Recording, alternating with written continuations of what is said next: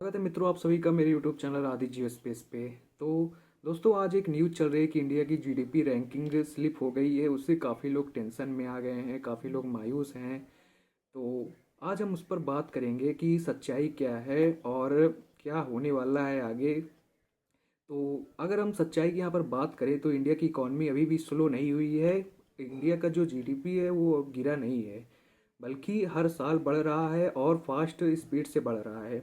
India अभी भी दुनिया की फास्टेस्ट ग्रोइंग मेजर इकॉनमी है। तो प्रॉब्लम कहाँ हुई, क्यों हम सिक्स्थ पे आ गए? फिर जहाँ हम थर्ड के लिए लड़ाई कर रहे थे वहाँ हम सिक्स्थ पे क्यों आ गए? तो हम अगर समझाएं आपको तो यानी प्रोडक्शन तो हर साल यहाँ पर बढ़ रहा है, लेकिन जब उसको डॉलर में कन्वर्ट करते हैं तब नंबर से छोटा दिखने लगता है और इसी वजह से रैंकिंग में फ्लक्चुएशन दिख रही है। तो पैनिक करने वाली बात नहीं है, बस समझना ज़रूरी है कि हम ऐसा क्यों हुआ कि हम सिक्स्थ वाली रैंक पे आ गए हैं। यहाँ पर कहीं ना हमारा प्रोडक्शन कम हुआ है, ना ज़्यादा सॉरी ना प्रोडक्शन कम ना हुआ है और ना ही घटा हुआ है। तो पहला हम अगर की पॉइंट की बात करें तो यहाँ पर जो सबसे मेन मुद्दा है वो है रुपी वर्सेस डॉलर। तो सिंपल बात है, इंडिया का जीडीपी रुपीज़ में बनती है, वर्ल्ड रैंकिंग में डॉलर में कन्वर्ट हो जाता है। ये तो आप सब बात जानते हैं। अगर रुपी वीक होगा तो सेम जीडीपी भी डॉलर में कम दिखेगा और यही रियल गिरावट नहीं, कन्वर्जन का इफेक्ट है।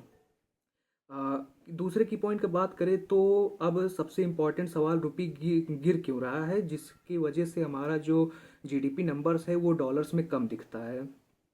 तो सिंपल रीजंस है ऑयल इंपोर्ट का। इंडिया अपना सबसे ज़्यादा ऑयल इंपोर्ट करता है बाहर से। पेमेंट डॉलर में होती है। जितना ऑयल इंपोर्ट होगा उतना ज़्यादा डॉलर की डिमांड बढ़ेगी, रुपी पर फिर प्रेशर पड़ेगा। सिंपली बात है, जब आप डॉलर्स को पेमेंट करेंगे, आप डॉलर्स की मांग ज़्यादा करेंगे तो रुपीज़ की वैल्यूएशन कम होगी। अब दूसरा जो पॉइंट्स है वो है ट्रेड डेफिसिट। हम इंपोर्ट ज़्यादा करते हैं और एक्सपोर्ट कम करते हैं, मतलब डॉलर्स बाहर जाता है, आता कम है, रुपी फिर वीक होता है उससे भी।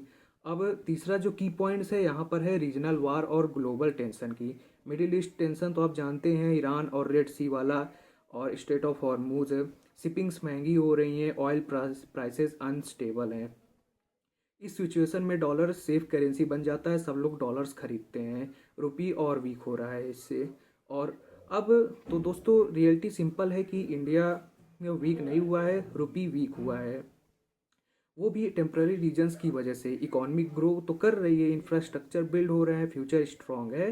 ज़्यादा यहाँ पर घबराने वाली बात नहीं है कि हमारी इकोनॉमी कम हो रही है, कि जीडीपी नंबर्स कम हो रहे हैं, सब कुछ बराबर है।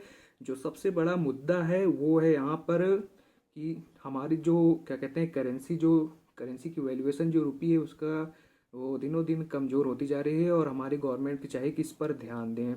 क्योंकि हमारा जो यहाँ पर जीडीपी जो कलेक्ट होता है वो रुपीज़ में कलेक्ट होता है, बाद में उसे ग्लोबल स्टेज पर डॉलर में कन्वर्ट किया जाता है।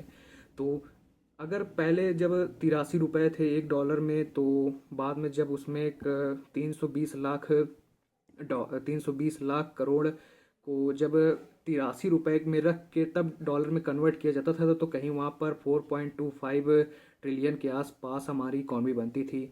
अब यहाँ पर जब हमारा रुपी का वैल्यूएशन 93 आ गया, तो उसके बाद अब जब 320 लाख करोड़ को कन्वर्ट किया जाता है 93 में रखकर, तो वो कहीं ना कहीं जीडीपी नंबर्स जो 4.25 के आसपास बनते थे वो कहीं कहीं 4.10 के ट्रिलियन के पास पहुंच चुके हैं। तो यही परेशानी है जिससे, और इसी वक्त क्या हुआ कि ब्रिटेन की जो करेंसी थी वो स्ट्रांग होती गई है और जापान से तो हमारी फाइट चल ही रही है। हमने कुछ महीनों पहले देखा कि बार बार ऐसा हो रहा है कि जापान ऊपर जा रहा है, हम नीचे आ रहे हैं, फिर जापान नीचे आ रहा है, हम ऊपर जा रहे हैं। तो मेन बात यहीं पर है कि जो एक्सकलेशन हुई है यहाँ पर मिडिल ईस्ट में, उसी की वजह से हमारा रुपी पहले तो वीक हो रहा था और वीक हो गया है। तो यहाँ पर ज़्यादा परेशानी की बात नहीं है, रुपी वैल्यूएशन नीचे गया है, कुछ ना कुछ आशा है कि सरकार इस पर ध्यान देगी, उसके बाद रुपी के वैल्यूएशन पर ध्यान देगी, हमारा रुपी फिर से 90 से नीचे आएगा। तो हम फिर से वही अपनी पोजीशन को रिक्लेम कर लेंगे। तो यहाँ पर आपको कोई मायूस होने की ज़रूरत नहीं है ज़्यादा, आपको खुश रहना है। आप ज़्यादा इस सब में परेशान मत होइए, हम फिर से अपनी वो पोजीशन रिक्लेम करेंगे। जय हिंद दोस्तों, मिलते हैं नेक्स्ट वीडियो में। आप मेरे चैनल को सब्सक्राइब कर लें, वीडियो को लाइक कर लें, मैं आगे की अपडेट्स देता रहूँगा आपको।